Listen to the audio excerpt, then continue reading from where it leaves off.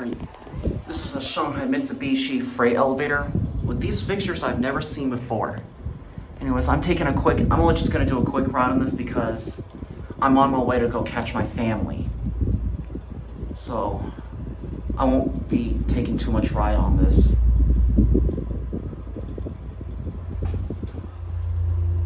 Start on the inside because there was a lady talking on the phone, but anyways, we're gonna go ahead and end on 7.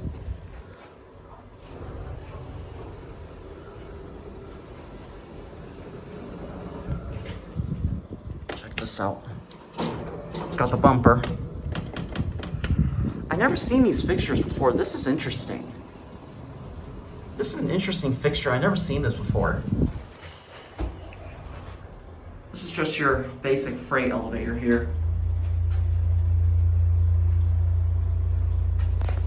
Let's see what year this was installed. Installed in, I can't even see that, but I'll look at it later. But anyways, here we are at 7.